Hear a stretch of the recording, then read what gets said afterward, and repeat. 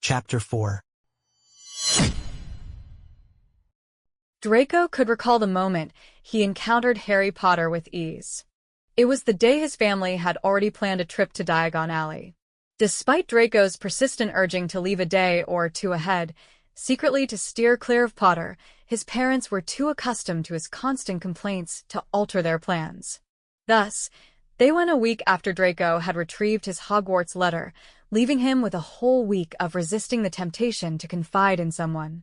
Draco felt so frantic and unhinged in the confines of his mind that, for a fleeting moment, he considered using the Imperious Curse to manipulate his parents to avoid encountering Potter. He discovered the ability to cast that curse with his new wand. One of his many trips back to the cellars was in hopes of witnessing a miraculous occurrence, and the sight of spiders sparked a memory of Mad-Eye Moody's demonstrations from their 4th year. Surrounded by the secure walls of the manor, he felt justified in replicating those demonstrations to test his magical prowess and ensure his expertise over the wand, should the necessity arise. Yet, even Draco had to admit that compelling his parents to visit Diagon Alley sooner didn't exactly warrant using the Imperious Curse. Instead, he tried the curse on the largest spider he could find, casting the enchantment on the ghastly, purple-black creature as it became spellbound under the shimmering candlelight, its numerous eyes glazing as Draco's magic took hold. He compelled it to dance, watching in repulsion, stopping as soon as he was sure of the spell's efficacy. He froze the spider in place, feeling the icy breath escape his lips in the cellar's chill, only releasing it when he was primed to experiment with the Cruciatus Curse. The spider's agony made it evident his abilities hadn't faded with a new wand and a changed form. As it scurried away, Draco was left tasting bitterness, like bile. He practiced countless other charms to cover his tracks, should the wand be inspected later. Soon he would have his old wand with the unicorn hair back, arriving earlier than before since he had convinced his mother to let him first visit Ollivanders, under the guise of eagerness for his wand, thus avoiding meeting Potter at Madame Malkin's. Although he wouldn't wield either wand for long in this timeline, every passing hour of his undiscovered intrusion made safeguarding himself feel perilously necessary. Casting Sectum Sempra at another passing spider as a derisive acknowledgement to Potter, he watched its segmented legs scatter with blood pooling onto stone, coming to rest in deathly silence, as if he'd cast Avada Kedavra. He practiced every spell he could recall in those long hours, stretched impossibly as if refusing to yield to the grasp of time, like chewy taffy in Vince's grubby grip. He didn't inquire about visiting friends, not even a still-living Vince, and kept to himself, speaking to his parents only during dinner, all the while remaining unnoticed. Deceptively easy, it seemed, to fool them. Then, it was back again to the cellars or to his room, conjuring endless sequences of Flitwick's charms in undulating candlelight, or scribbling pointless musings of his bewildering circumstances only to reduce them to nothing but smoke and ass. By the time the Diagon Alley trip came around, he'd rekindled nearly all the fervor he held originally, despite an underlying manic edge to his excitement, though his parents remained oblivious. Diagon Alley, more vibrant and lively than it had been in years, was stark against Draco's memory of sporadic visits. The social restoration post-war might well have restored such vivacity in his own timeline, but based on his grim recollections, it may have felt better then, without hordes of children making pests of themselves around cauldrons and broomsticks. He fantasized magical means of clearing the children, only to remind himself that he was among them. Father's insistence on stopping in Nocturne Alley beforehand left him waiting outside Borgin and Burke's, pondering over whether that delay had been in his past, and if tolerating it now altered his chances of encountering Potter. He still considered utilizing the Imperious. Once they reached Ollivanders, despite all Draco's pestering about it, hesitance stilled him at the entrance. He feared there might be an enchantment prohibiting entry to someone with such a dark past, one that had seen the shop reduced to ruins and its owner imprisoned in his family's dungeons. But it was his own reluctance, and a nudge from his father's cane propelled him across the threshold.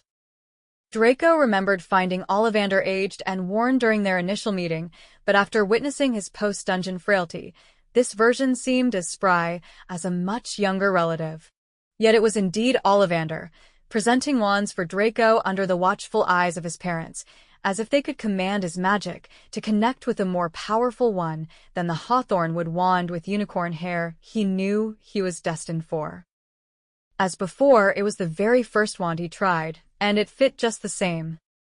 In the cozy confines of the wand shop, the wand felt oddly recognizable in his grip. It seemed to echo with the imagined warmth of its previous owner, Potter, despite being larger in his smaller hand. An ephemeral joy flickered within him, only to vanish as his eyes failed to see any magical spark.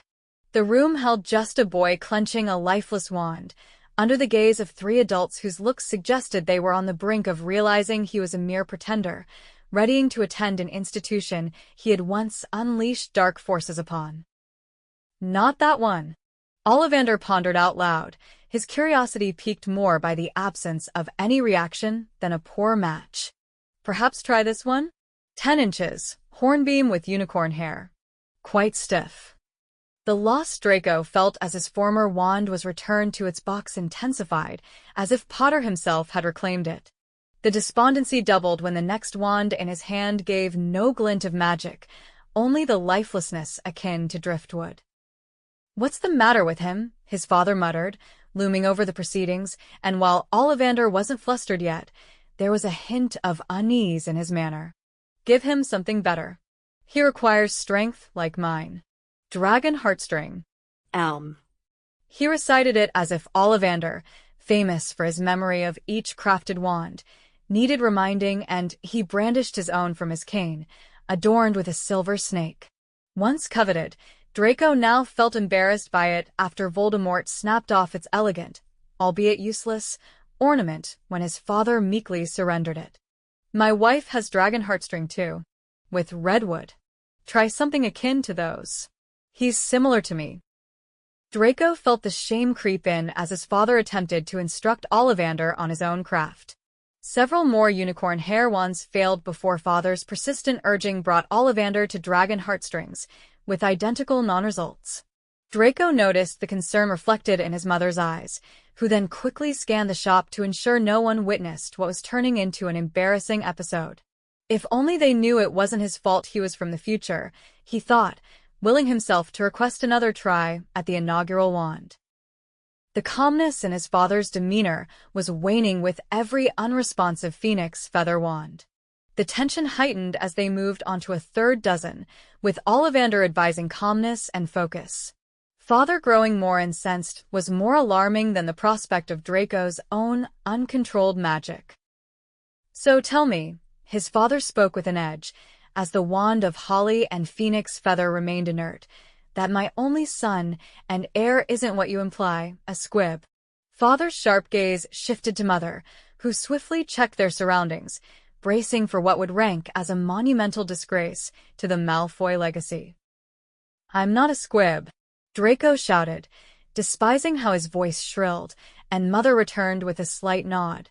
He could easily decipher its meaning now, this silent exchange of reassurance, ensuring no outsider would gossip that their son deserved to meet a grim cradle fate for lacking magic. "I'm not. I've shown accidental magic bursts like any magical child," he assured mother, glancing at father as their gravity bit at him. "I really have." With a semblance of tranquility, Ollivander remarked, even as doubt seemed to creep into his bones, "Sometimes, it takes several trials to discover the correct wand. Occasionally, a wizard may be bound to a rare core absent from the shop." "Draco used mine," mother interrupted abruptly, a break from her usual politeness, fueled by a desperate need for self-reassurance. "I taught him basic spells. Kindergarten charms. Sparks and butterflies, not too challenging for him." Ollivander evaluated, casting a discerning eye on Draco, causing a spike of uneasiness that trumped his parents' brewing hysteria. Indeed, it's customary in pure-blood families for children to try magic prior to obtaining their wand. "Has your son handled others?" "Such magic absence is atypical," even for a squib, in a child having exhibited both accidental and deliberate magic before. Perhaps another wand resents sharing its wizard. Unthinkable, his father snarled, a disdain for perceived wasted time evident. Draco only experimented with my wife's wand under supervision. And then, something about Draco's expression betrayed a hidden truth. Draco. Taking a deep breath, Draco reached into his deepest pocket and fished out a Talon wand. Mother sharply inhaled and muffled her reaction, peerings of almost lethal curiosity in father's eyes. Indeed, Mr. Ollivander. A little usage. A wand located in Malfoy Manor. It's been used in practice. Looking up, Draco discovered the unflappable Ollivander shared his mother's frozen expression. And it worked. Ollivander queried, a strained note in his voice. It responded? Yes, Draco confirmed. Ollivander whispered an incantation, something like Caduceus Revelar, seeming to replicate the conditions under which a new wand was tested. Without warning, a dark, sticky substance erupted into the air, releasing a noxious odor that suggested toxicity. This shadowy plume, spreading with an intensity that collided with the ceiling above, sent shards of wood cascading down around them. Thanks for listening. If you enjoyed this chapter, please hit the subscribe button and ring the bell to stay updated with more audiobooks. Happy listening!